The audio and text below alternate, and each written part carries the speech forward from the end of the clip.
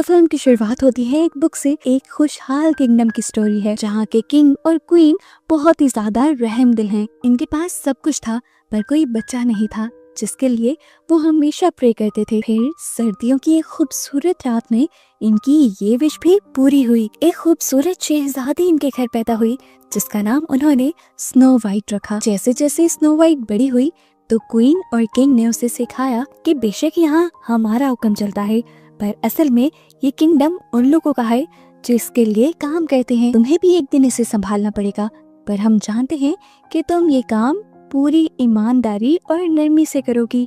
सब बहुत अच्छा चल रहा था पर एक दिन क्वीन की किसी बीमारी की वजह से मौत हो गई और ये लोग अकेले पड़ गए। फिर कुछ वक्त गुजरा और एक खूबसूरत औरत इस महल में आई। किंग उसकी खूबसूरती पर फिदा हो गए और जल्द ही किंग की उससे शादी हो गई। वो क्वीन तो बन गई लेकिन उसकी खूबसूरती उसे इस किंगडम से और किंग से ज्यादा इम्पोर्टेंट थी। उसके पास एक जादुई आईना भी था जो सिर्फ सच बोलता था। ये इवल क्वीन हमेशा उससे सवाल करती थी, बोल आईने, इस दुनिया में सबसे खूबसूरत कौन है? जब वो उस क्वीन का नाम लेता था तो वो बेइंतहा खुश हो जाती थी। एक दिन इसी आईने के जरिए उसे पता चला कि उनके किंगडम पर हमला होने वाला है। इस जंग के लिए किंग अपनी आर्मी को लेकर तो निकल जाते हैं पर उस दिन के बाद किंग कभी लौट कर नहीं आए और ऐसे इस इवल क्वीन का राज और जुल्म बढ़ते चले गए। स्नो वाइट की हैसियत भी इस महल में एक काम करने वाली जितनी रह गई। सालों गुजर जाते हैं और लोग ये भी भूल जाते हैं कि उनकी स्नो वाइट नाम की कोई प्रिंसेस भी थी। इवल क्वीन की सख्तियों की वजह से किंगडम में बुराइयां फैलना शुरू हो जाती हैं और भूखमरी भी फैल जाती है। एक दिन जब स्नो वाइट कैसल की सफाई में बिजी थी तो वहाँ जोनाथन नाम का एक लड़का घुस आया। वो यहाँ से सामान चुरा रहा था।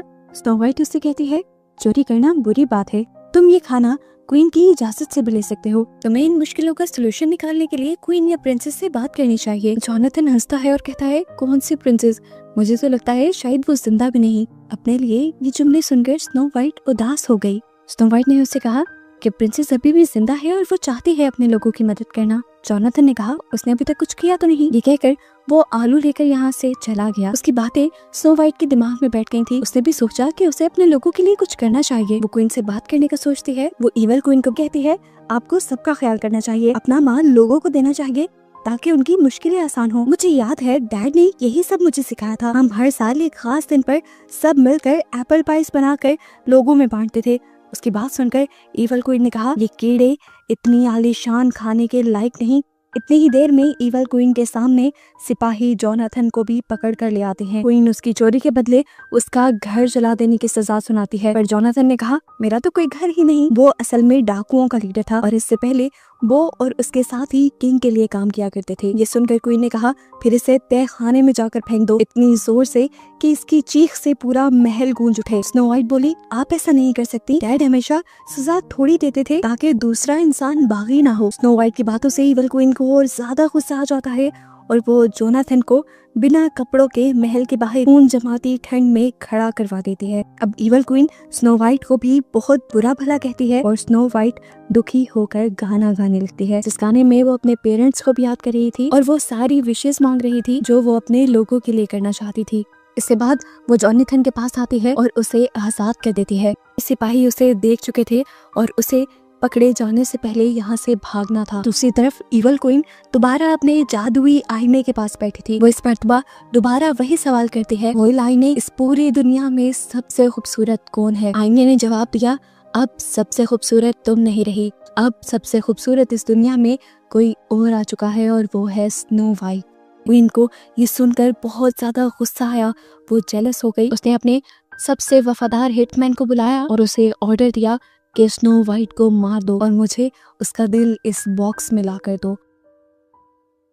हिटमैन ये काम नहीं करना चाहता था क्योंकि स्नो वाइट उसे एक मासूम लगती थी, लेकिन क्वीन ने उसे कहा, तुम नहीं जानते, एक मासूम चेहरे के पीछे वो एक घिनौनी है। डाकुओं के साथ मिलकर वो हमारे किंगडम की खबरें दूसरे किंगडम तक पहुंचाती है। हम देखते हैं कि स्नो वाइट इस टाइम जंगल में एप्पल्स तोड़ने गई थी। हिटमैन उसके पीछे, लेकिन वो स्नो वाइट को मार नहीं पाया। उसने आखिर स्नो वाइट को बता ही दिया कि इवल क्वीन के उसको लेकर बहुत ही खतरनाक इरादे हैं।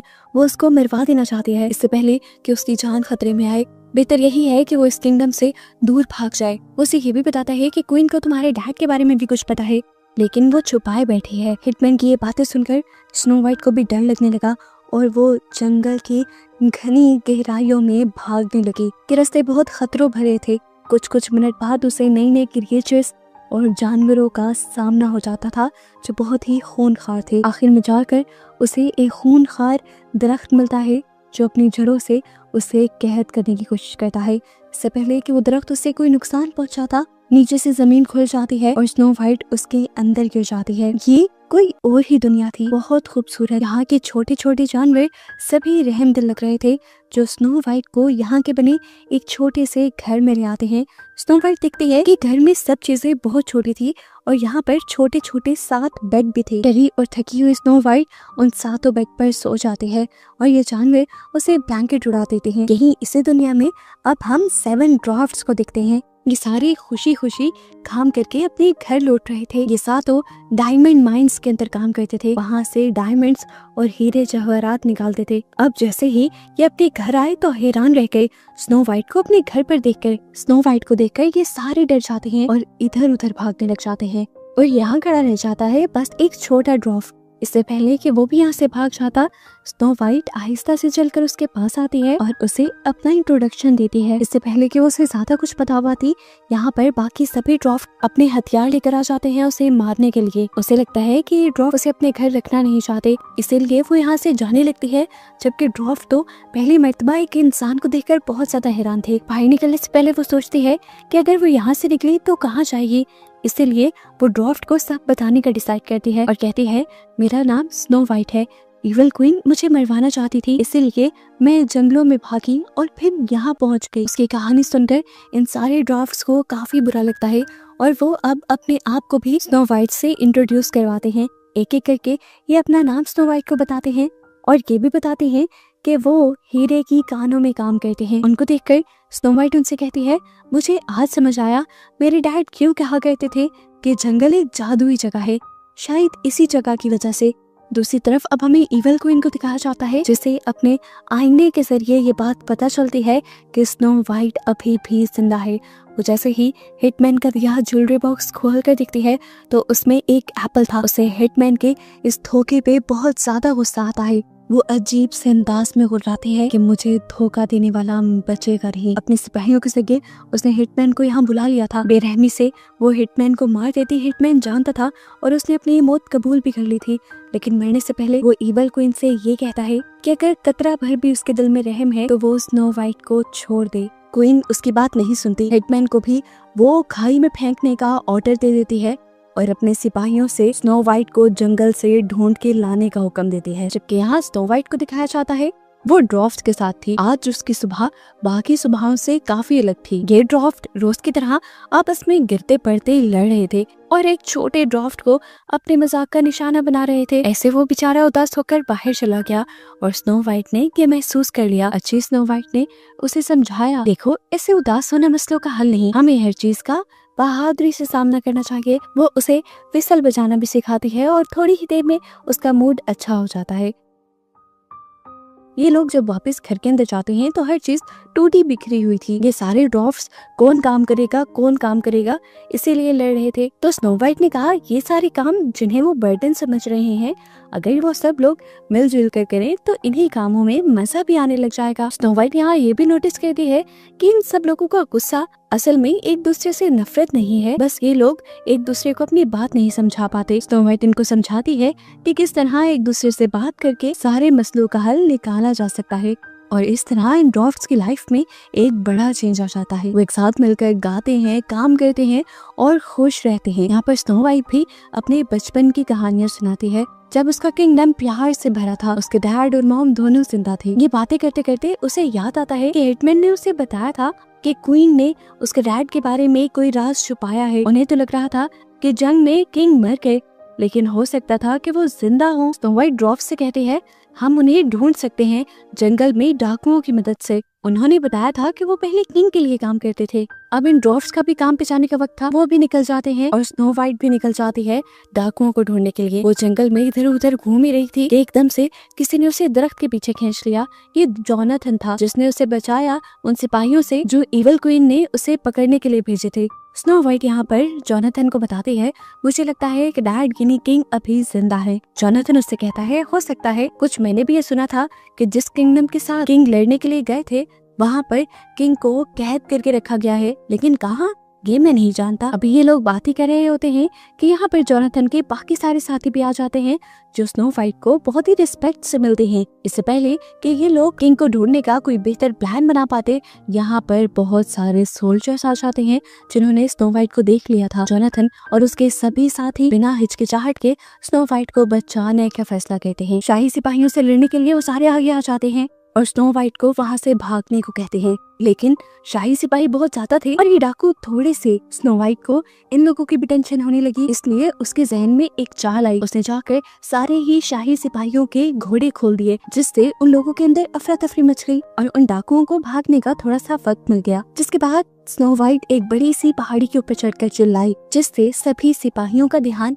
स्नो वाइट पर चला। सिपाही जब ऊंची पहाड़ी तक पहुँचे तो उन्होंने वहाँ जाकर देखा कि वहाँ स्नो वाइट नहीं थी, बल्कि वहाँ सिर्फ एक ट्रैप था और अब स्नो वाइट डाकुओं के साथ मिल चुकी थी। ये लोग भागते हुए घने जंगलों में पहुंच गए और आखिर इनका सिपाहियों से पीछा छूटा। यहाँ आकर जोनाथन स्नो वाइट की बहादुरी की तारीफ करता है और उससे कहता है कि हम हमेशा किंग के लिए ही लॉयल रहेंगे, क्योंकि उनके दौर में हमें हर तरह से आराम था। अब जहाँ पर छुप कर ये लोग बातें कर रहे थे, वहीं पर एक सिपाही भी आ गया। उसने स्नो वाइट को देख लिया और स्नो वाइट के ऊपर एक तीर तान दिया। इससे पहले कि वो चला था, जोनाथन ने उसे देख लिया और स्नो वाइट को साइड पे करते हुए स्नो वाइट का तीर उसने अपने ऊपर खा लिया। जोनाथन के बाकी साथियों ने उस सिपाही को पकड़ लिया और स्नो वाइट ने फैसला किया कि वो जोनाथन को ड्वार्फ्स के पास लेकर जाएगी, क्योंकि उनमें से एक ड्वार्फ का नाम डॉक था। पॉसिबिलिटी थी कि वो एक डॉक्टर हो सकता था, लेकिन ड्वार्फ्स के पास जाने पर पता चलता है कि डॉक कोई डॉक्टर नहीं था, उसका सिर्फ नाम ही डॉक था। उसकी स्पेशलिटी सिर्फ रॉक्स और मिनरल्स को निकालना था। ये सुनकर जोनाथन का साथी उसके ऊपर गुस्सा होने लग जाता है और यहाँ पर इन लोगों की बहस छिड़ जाती है। स्नो वाइट इनकी बहस को रोकती है और कहती है, ये क्या कर रहे हो तुम लोग? इवल क्वीन यही तो चाहती है कि हम लोग एक दूसरे से दूर हो जाएं, बिछड़ जाएं, अपने अलावा किसी के ऊपर बिलीव ना करें।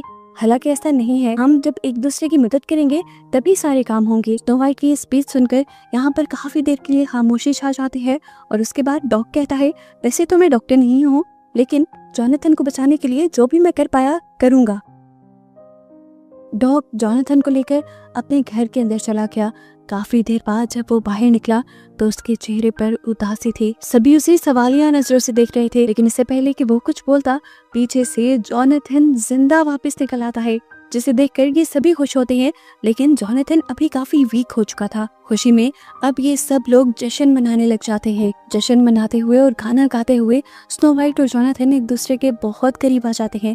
इससे पहले कि वो किस कर लेते, उन्हें रियलाइज हो जाता है कि वो बहुत सारे लोगों के दरमियान में खड़े थे। अब सुबह होने वाली थी। जोनाथन और उसके साथी फैसला करते हैं कि वो सुबह होते ही जंगलों में निकल जाएंगे ताकि ये खुफिया जगह खुफिया ही रह सके और यहाँ पर स्नो वाइट सेफ रहे। जोनाथन जाने से पहले उसे कहकर जाता है, आज मैं 2 दिन के लिए जा रहा हूँ, 2 दिन से पहले मैं नहीं लौट पाऊंगा, लेकिन हाँ मैं वादा करता हूँ जब मैं लौटूंगा तो हम सॉर्डन किंगडम जाएंगे किंग को ढूंढने के लिए। यहाँ पर स्नो वाइट उसे अपनी चेन दे देती है जो उसे उसके डैड ने गिफ्ट की थी। वो कहती है ये तुम्हें वापस लौटने की याद दिलाएगी। वो जब जंगल में निकला तो एक ट्रैप में फंस गया।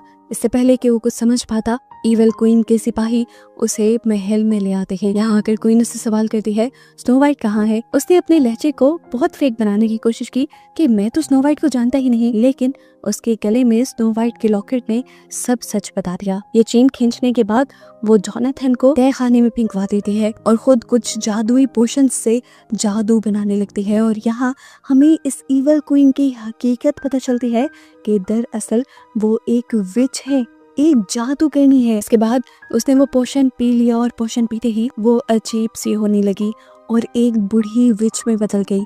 यही उसका असल रूप था।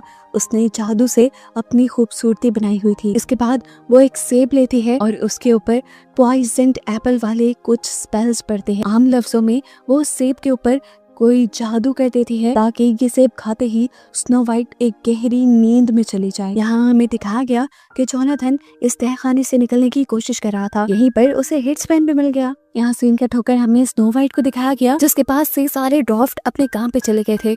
वो भी अपने डैड को ढूंढने के लिए जाना चाहती थी, लेकिन तभी यहाँ पर एक बूढ़ी लेडी आ गई। स्नो वाइट उसे पहचान नहीं पाई और इस बूढ़ी लेडी जो कि असल में विच है, उसने स्नो वाइट को स्नो वाइट का लॉकेट देते हुए बताया कि जोनाथन एक बड़ी मुसीबत में है। स्नो वाइट अपना लॉकेट देखकर समझ गई कि उसे जोनाथन को बचाना चाहिए। वो यहाँ से जाने ही वाली थी, पर विच ने उसे रोक लिया। वो उसे एक सेब देती है और कहती है, इसे खा लो, इससे तुम्हारी एनर्जी बनी रहेगी। वैसे भी तुम्हारे डैड कहा करते थे कि प्यार से हर मुश्किल को हराया जा सकता है। अपने डैड की इमोशनल बातें सुनते हुए वो विच की चाल में आ गई और उसने उस सेब को खा लिया। यहाँ हम देखा कि ड्वार्फ्स के सारे परिंदे और जानवर जल्दी से ड्वार्फ्स को स्नो वाइट के मुसीबत में होने के बारे में बताने के लिए गए। यहाँ स्नो वाइट ने जैसे ही वो सेब खाया तो उसकी आंखों के आगे अंधेरा छाने लगा, उसे चक्कर आने लगे।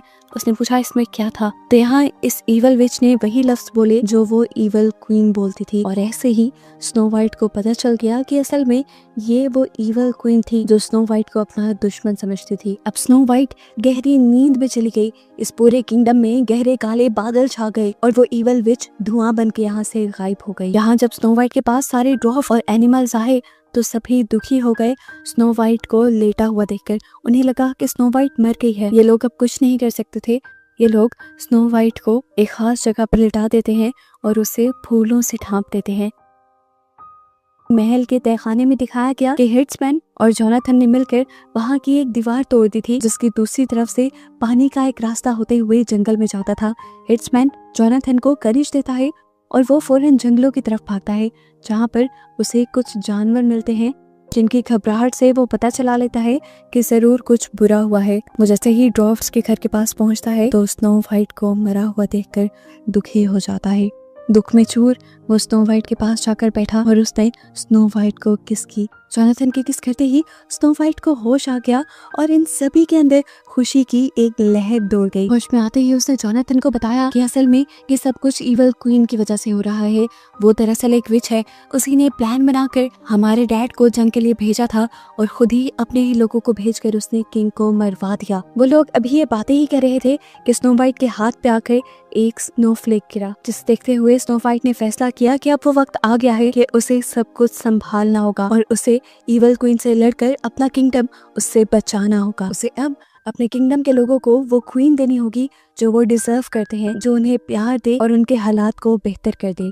स्नो वाइट जैसे ही अपने किंगडम में वापस लौटती है तो लोगों के अंदर उसे देखकर उम्मीद की एक किरण जाग जाती है और सभी स्नो वाइट के पीछे पीछे महल के सामने पहुंच जाते हैं। किंगडम के लोगों को और स्नो वाइट को बागी देखकर ईवल क्वीन खुद नीचे उतर के आती है। एक हाथ में वो तलवार पकड़ती है और एक हाथ में वो खूबसूरत गुलाब पकड़ती है और इन लोगों से कहती है, देखो खूबसूरती और ताकत ही तख्त के काबिल होते हैं। फिर वो रोज को एक फूंक से जला देती है और कहती है, अब देखो सिर्फ ताकत ही बची है तख्त पे राज करने के लिए। वो उसे लड़ने के लिए उकसाने लग जाती है, लेकिन स्नो वाइट लड़ने के बजाय ईवल क्वीन के सिपाहियों को ही उनका प्यारा पास्ट याद करवाने लगती है, जब वो किंग के दौर में रहम दिल हुआ करते थे। ये सब लोग एक दूसरे का ख्याल करते थे और इन सब लोगों की ही जिंदगी आसान थी। स्नो वाइट उनसे कहते हैं, 7 अरसे पहले की बात तो नहीं वो कि जब इस किंगडम में अमन था, सब लोग खुश थे, सबको इंसाफ मिलता था। बस मैं वही दोबारा लेना चाह रही हूँ इस किंगडम के लिए। ईवल क्वीन के सारे सिपाही अब अपने हथियार गिरा देते हैं और ये शो कहते हैं